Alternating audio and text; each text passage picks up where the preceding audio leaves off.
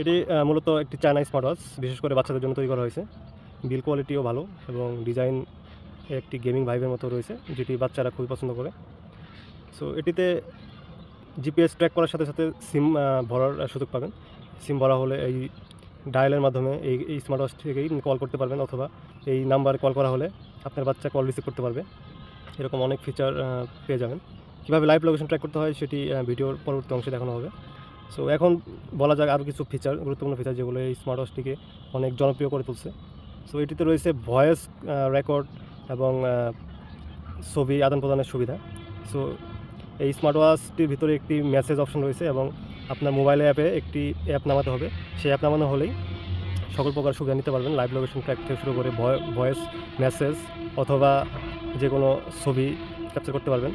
এবং এই অ্যাপের মধ্যে একটি অপশন রয়েছে যে রিমোট শাটার। এই অ্যাপের মধ্যে একটি বাটনে চাপ দেওয়া হলে